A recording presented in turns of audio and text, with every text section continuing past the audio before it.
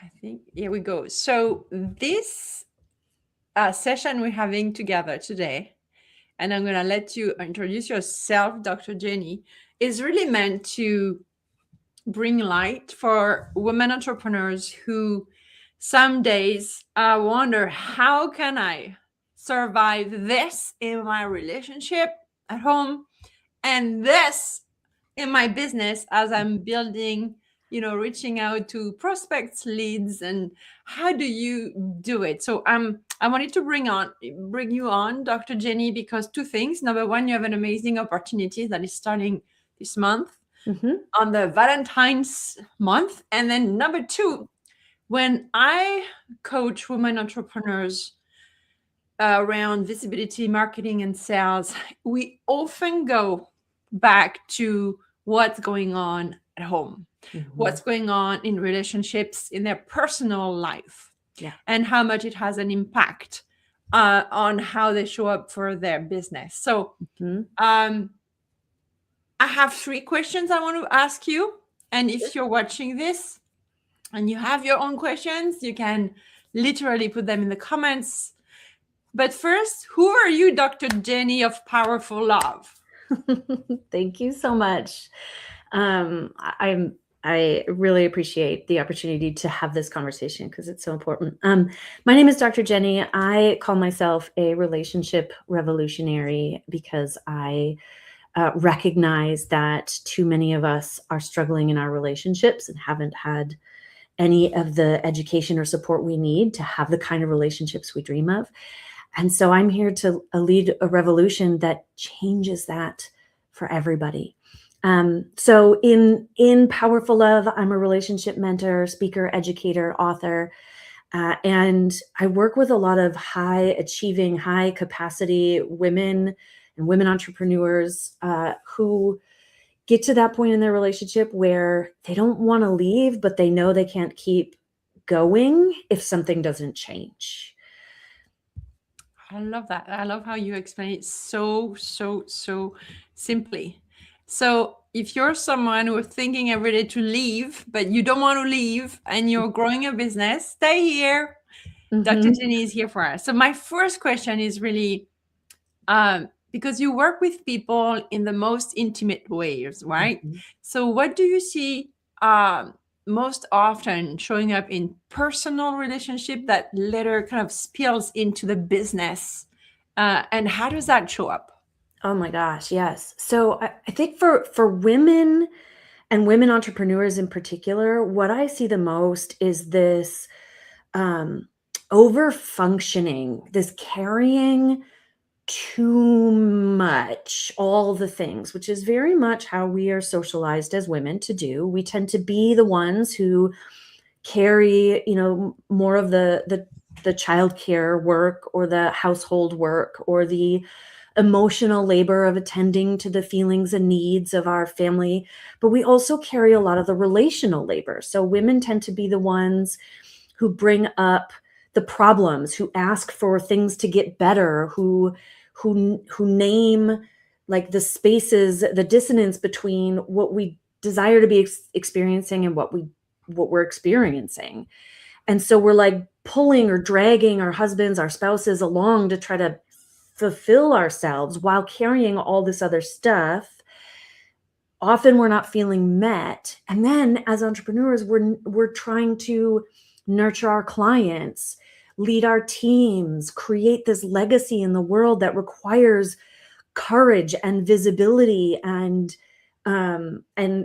leadership and breaking a lot of rules for women in those ways. Because why aren't we just at home, being a good woman and a good wife and a good mom?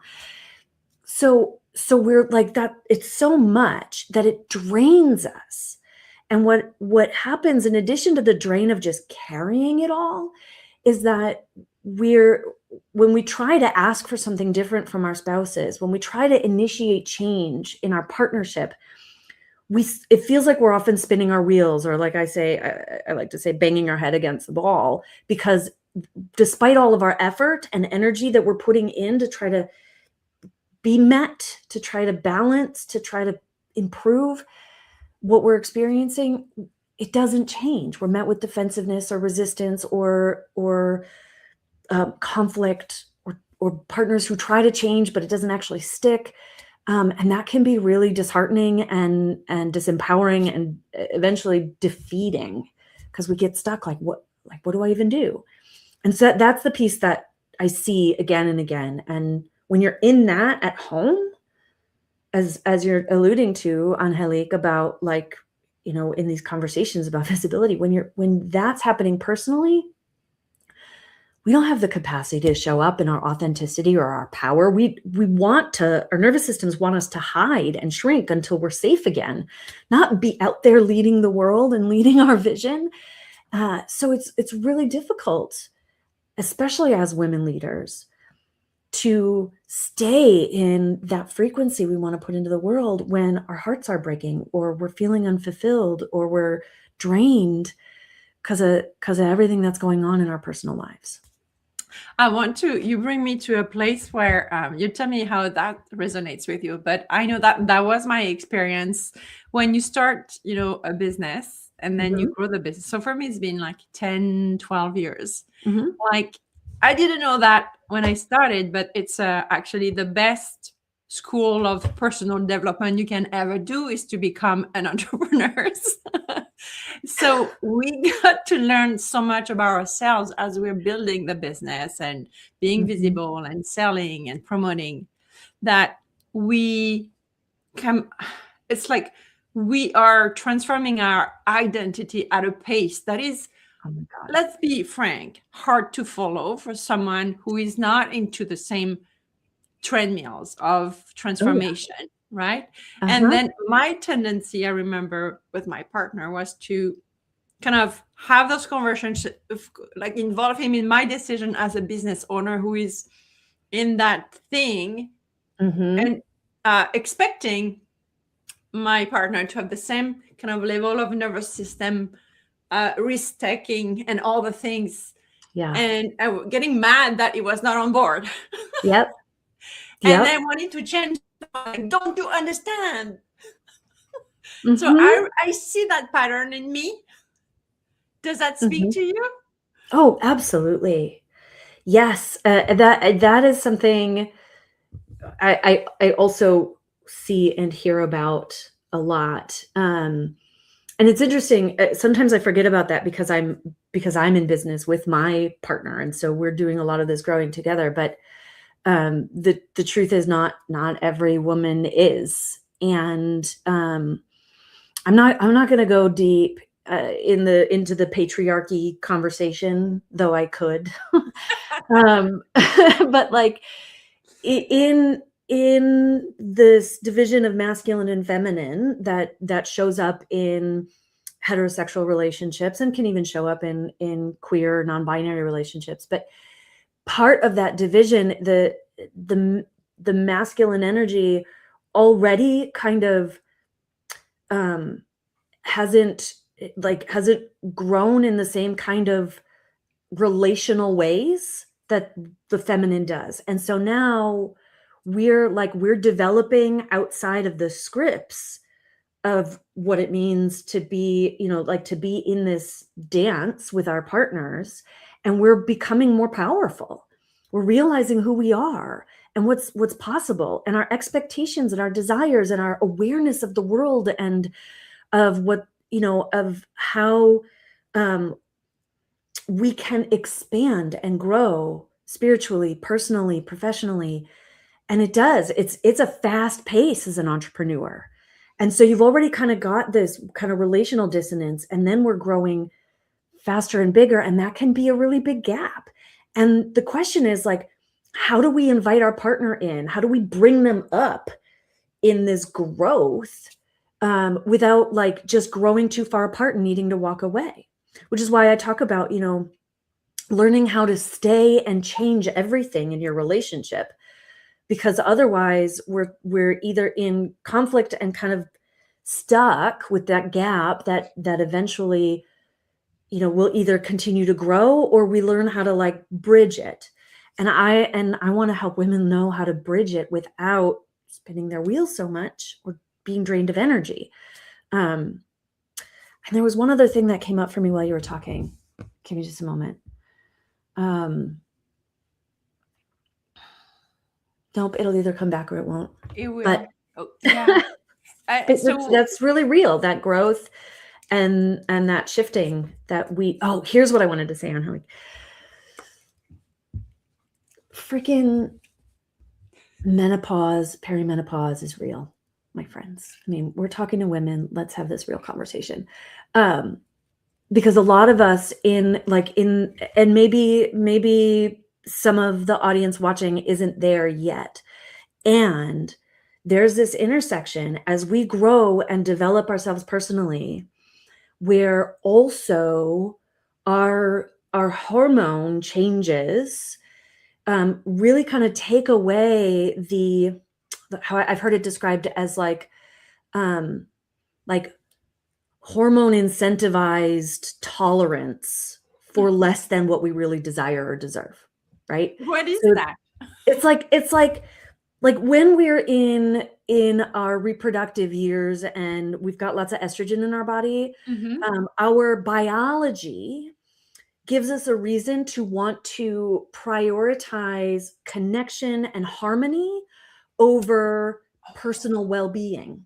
Ooh, okay. That's so when the cool. estrogen drops, for a lot of women, so does the tolerance. All of a sudden, we're waking up to, hey, wait a second, like, no, I'm doing too much, or no, that's not fair, or hey, I've supported your career for like our entire life, and now I want to go do my thing and build this business, and you're not supporting me. I deserve support. And so there's this energetic shift that I think comes with the growth that entrepreneurship brings, that just happens developmentally. And this is where it's in this chapter, life, society often calls it the midlife crisis, but a lot of it is actually I'm coming to learn about a developmental, biological shift and a spiritual threshold where we as women start, we shift into needing to value ourselves more and be in our sovereignty and power, as opposed to prioritizing the harmony of our relationship. And that's a call-in. It's like, no, I got really big things to do in this world, and I matter, and I can't do everything, and I need you to step up and grow with me. But again, then we're at that place where there's this new need for our relationship, but we don't know how to execute on that need in a way that doesn't drain us or create conflict or more distance. And which is why divorce is actually really common around, mid 40s. And 90% of divorces are, I believe it's 90 or 95%, initiated by women, which is wild. Yeah. Yeah. Interesting. So, I guess if you're listening to Dr. Jeni and you feel identified with any of this, you are normal, that you're not crazy, Oh, yeah. and there is nothing wrong. And let's stop calling this crisis, I think. It is a season of life. Yes. And I love that what you said about you don't take care of the hurt anymore. You're gonna be like going rogue, kind of your own way. Yeah, we get a little unruly. I like that. And what if it's normal and that's part of, also, so in my work in the visibility world with women entrepreneurs, we learn how to feel our feelings without restricting them, and as a way of being fully expressed. And I think that is part of listening and hearing exactly of what is simmering here. And then when energetically we're available to dedicate our energy to that thing that maybe nobody heard about before. And so it's like, what is she doing? Yeah. Right. Then it makes sense that you need to recalibrate everything, the relationship and everything else. Right. 100%. And I feel for me, like 52, I think. Yeah, 52. I know way better what I want and what I don't want. And that's part of the same thing. I think the same, I choose my path now that everybody's safe here. I'm going to go and do my thing. But I want to bring everybody with me without, pushing them to believe in what I believe. It's not about that, right? So Absolutely. I know that when I have those conversations with my clients, there is a lot of censorship in their voice. Mm-hmm. How can I speak my voice? And the fear of, and those are going back to trauma stuff, if I speak up, I might lose the relationship. Uh-huh. And then if I lose a relationship, is my business enough to serve? Like, I don't know. And what if everything goes wrong? Yeah. Yeah. So what do you have to say about this, Dr. Jeni? I say that it is incredibly normal.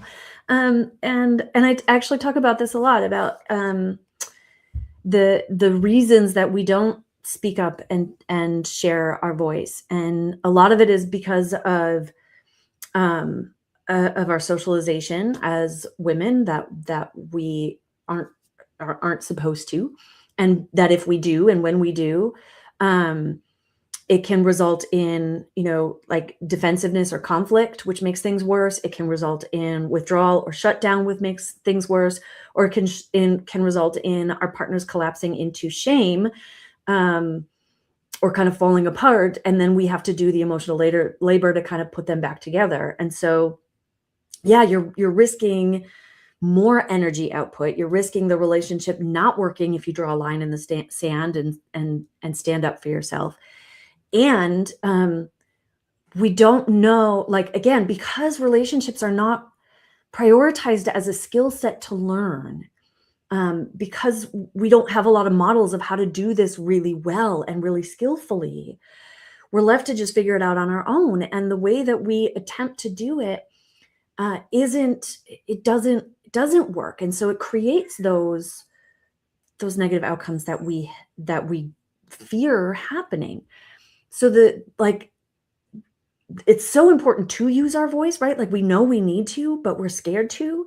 And what bridges the gap is learning how to use our voice and feel our feelings, and then express our feelings in a way that is a lot more likely to get us the kind of results or responses from our partners that we desire to have.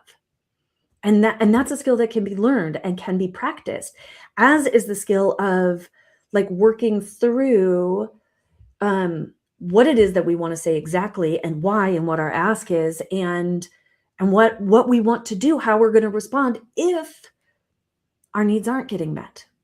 And what does that mean? And, like, being in our power around that. And that's a really different position to be in our relationship, from a place of power and sovereignty, as opposed to a place of disempowerment and fear, which is hard to navigate from.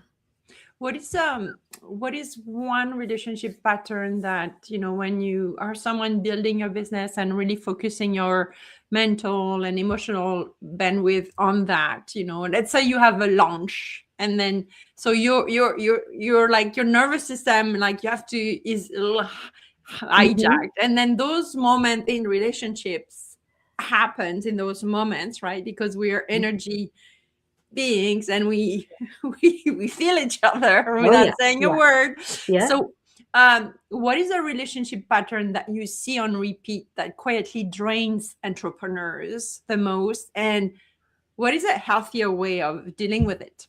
I mean, so in the example that you gave, Angelique, I think the pattern I see the most is well, it goes two ways. One, women, because we're strong, high capacity women, we just try to suck it up and do all of the things anyway, without naming that we need extra support because we're in the middle of a launch, and we can't be making dinner tonight, or we need to be able to work late and our spouses to take care of all the other things, or we need just a little bit more gentleness and attention to feed our energy system, or some grace, right? We don't ask for what we need and share where we're at, because we're too afraid of not getting it, or what would happen if we did ask for it. And there's the belief that we should be able to just do all the things. And so when that happens, we drain ourselves, we burn out very quickly. Our launches are not successful because energetically we're not there with it, or we are more likely to snap at our kids or get in a fight with our spouse because our nervous system is so overstimulated and our window of tolerance is so small at that point, because we're not doing or allowing ourselves to receive what we need to stay in greater capacity. The other pattern that I see is almost an more conflict directed response, where there's the pattern of like, well, I need to do this, and so now you've got to do this, and I need this from you. And so it's a more direct way of speaking our needs and our voice, but in a way that creates disconnection and reinforces not getting those needs met, because now we're in conflict, or now our partner feels resentful. And then that drains energy differently.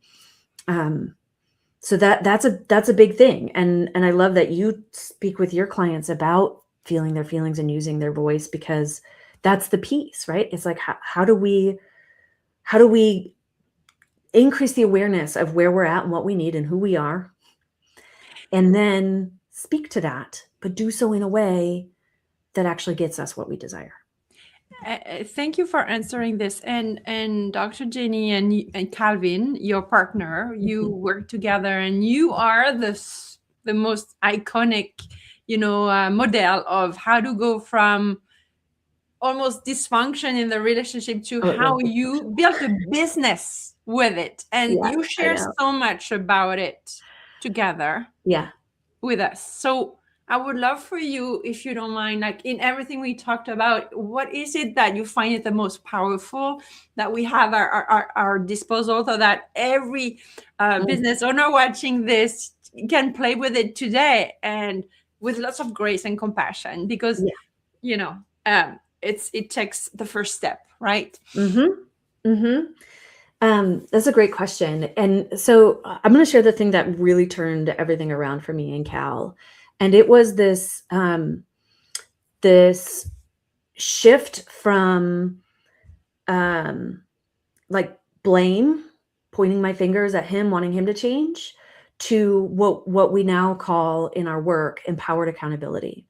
And that's not about doing everything yourself or carrying all of the weight or responsibility, because I'm all about like women don't need to be doing more of that anyway. But what it is about is like looking at where you have the power to influence what's going on. I like to use the dance, like a dance metaphor, to talk about this. And so most people have heard the phrase, it takes two to tango. And we could all agree on that. And while that may be true, it takes two to tango, it only takes one to learn the steps and lead the dance. And so the shift was like me choosing to become the one and stop trying to get him to change, and instead looking at how I can lead our dance differently. Another mentor of mine talked about it like shifting your position on a seesaw, or what I used to call a teeter-totter, right? Like you're connected to your partner, and you can't, like, forcing them to do something is a lot harder than just kind of changing where your weight is and recognizing that when you do that, the balance shifts.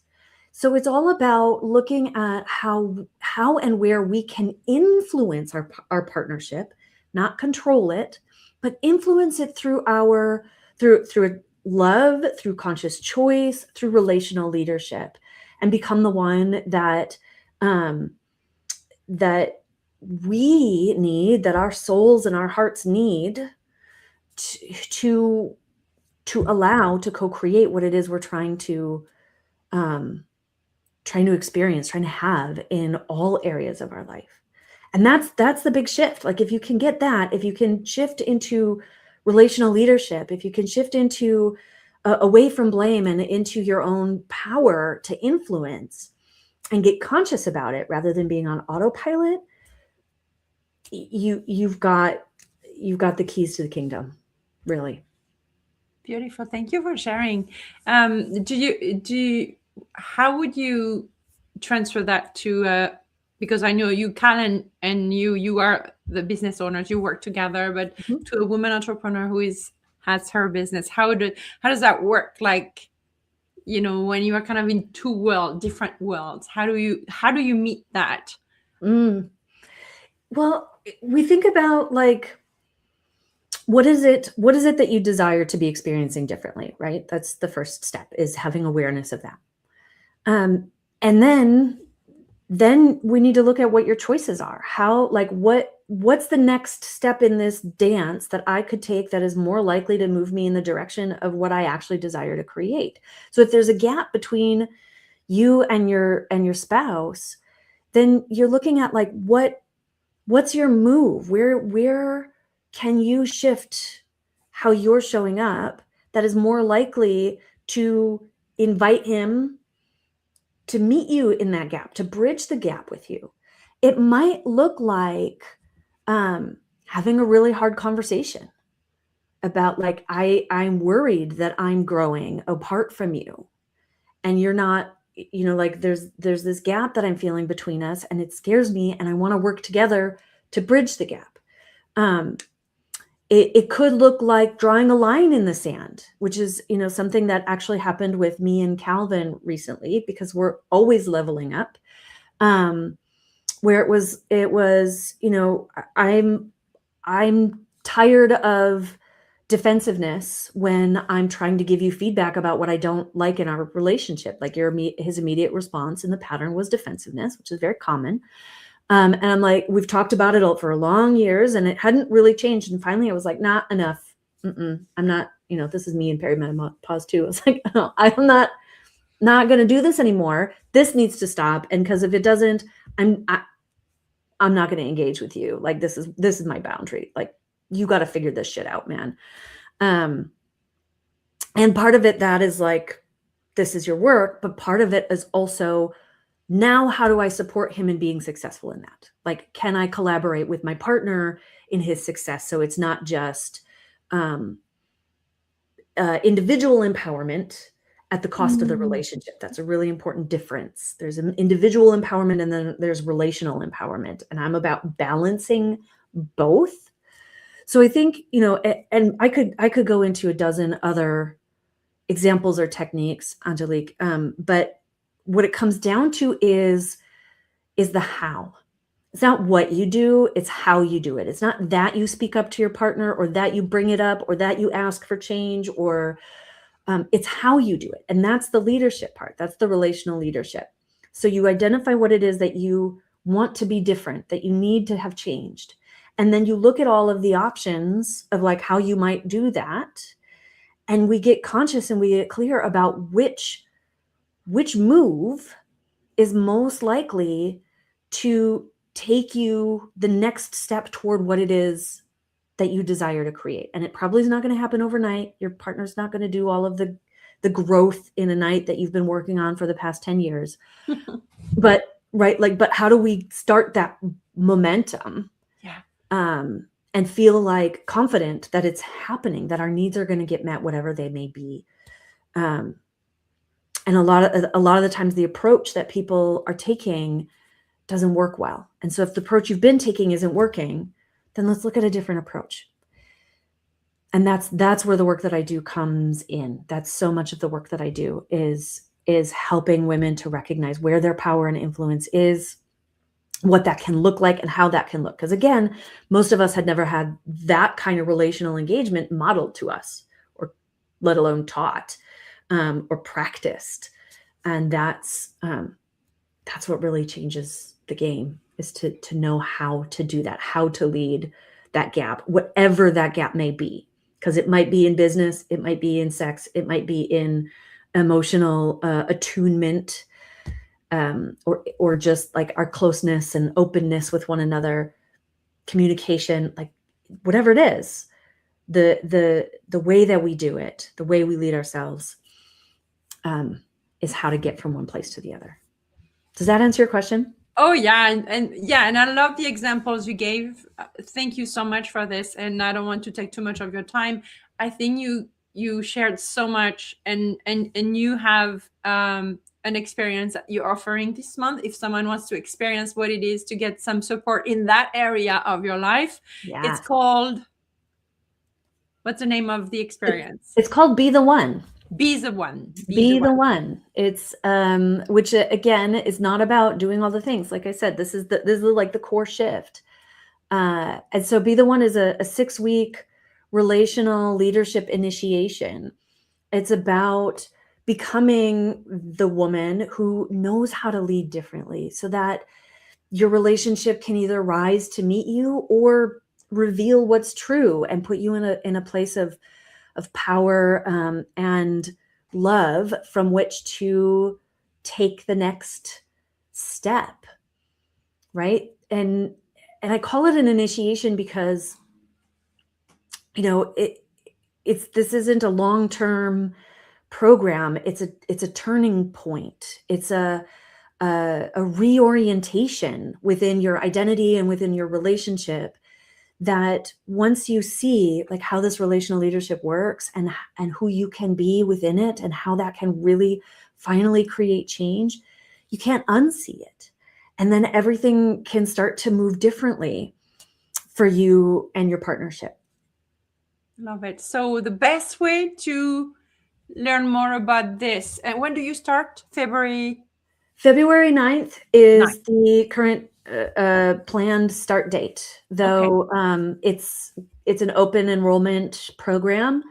The folks who start on February 9th get some extra special bonuses for being in the first cohort. Yeah. Okay, so I'll tag you on LinkedIn. I'll tag you in Facebook, and then if you find on YouTube, I'll put your information in the description as well, and in the comments. And I invite you, Jenny, to go to the comments and participate so that we can find you in the comments as well. Yes, I will do that. Thank you so much. Is there anything else you wanted to touch on that we didn't touch on? You know, the one thing I will say last about the Be the One program is that partners are welcome to participate, but they're not required, right? This is not a program about fixing your partner. It's not even really a program about fixing your relationship. This is a program that's for you to move into your own relational leadership and empowerment so that you can be the change that you're desiring without having to wait for your partner to be ready, without having to wait for them to do the work with you. And no, it's not fair for us as women, especially, to be leading this, to be doing more of the labor. And yet, again, I just want to name that you're probably already putting in a lot of energy. And I'm all about helping the energy that you are willing to put into your relationship be more effective and get you the results that you want, so that you don't have to put in so much energy in the long run. And what I have found time and time again is that when one person chooses to start leading their relationship differently, the other person will follow. And you'll find you won't be